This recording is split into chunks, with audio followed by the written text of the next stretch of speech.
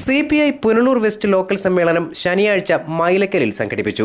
കേന്ദ്ര സംസ്ഥാന സർക്കാരുകളുടെ ജനവിരുദ്ധ നയങ്ങൾ ജനങ്ങളെ ശ്വാസം മുട്ടിക്കുന്ന സാഹചര്യത്തിൽ CPI പോലെയുള്ള രാഷ്ട്രീയ സംഘടനകൾ ഉണർന്നു പ്രവർത്തിക്കേണ്ടതുണ്ടെന്ന വിലയിരുത്തൽ സമ്മേളനം മുന്നോട്ട് വെച്ചു. CPI സംസ്ഥാന assistant secretary advocate K Prakash Babu ഉദ്ഘാടനം ചെയ്തു.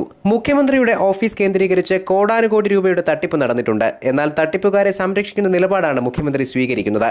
ഫോൺ വിളി കുറ്റകരമല്ലെന്ന് പറഞ്ഞ മുഖ്യമന്ത്രിയുടെ ഏറ്റവും അടുത്ത അനുയായിയും പ്രൈവറ്റ് സെക്രട്ടറിയും ജോപ്പനെ പോലീസിന് അറസ്റ്റ് ചെയ്യേണ്ടി വന്നത് ഇതിന് ഉദാഹരണമാണെന്ന് പ്രകാശ് ബാബു ചൂണ്ടിക്കാട്ടി. മുഖ്യമന്ത്രി ആദ്യം പറഞ്ഞത്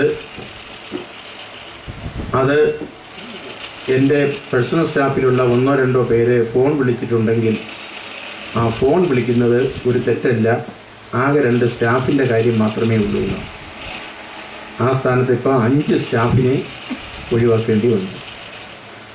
ഫോൺ വിളി കുറ്റമല്ല എന്ന് പറഞ്ഞ മുഖ്യമന്ത്രിക്ക് അദ്ദേഹത്തിൻ്റെ പോലീസിന് മുഖ്യമന്ത്രി ഉപയോഗിക്കുന്ന ഫോൺ ഏറ്റവും കൂടുതൽ ഉപയോഗിക്കുന്ന അതിൻ്റെ കൈവശക്കാരനായ ജോപ്പൻ എന്ന് പറയുന്ന ആളിനെ ഇന്നലെ പോലീസിനെ അറസ്റ്റ് ചെയ്യേണ്ടതായിട്ട് വന്നു.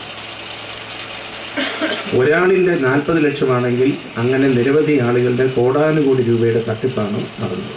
വിളക്കുവട്ടം ശ്രീരാജ് സ്വാഗതം പറഞ്ഞു. VP ഉണ്ണികൃഷ്ണൻ സംഘടനാ റിപ്പോർട്ട് അവതരിപ്പിച്ചു. K അനിൽകുമാർ രക്തസാക്ഷി പ്രമേയവും K ചന്ദ്രശേഖരൻ അനുശോചന പ്രമേയവും അവതരിപ്പിച്ചു. Punalur MLA advocate K Raju, നഗരസഭാ ചെയർപേഴ്സൺ ഗ്രേസി ജോൺ, CPI മണ്ഡലം secretary C Ajayaprasad, assistant secretary K Radhakrishnan, മണ്ഡലം കമ്മിറ്റി അംഗങ്ങളായ ജോബോയ് പെരേര, EK റോസ്ചന്ദ്രൻ തുടങ്ങിയവർ സംസാരിച്ചു.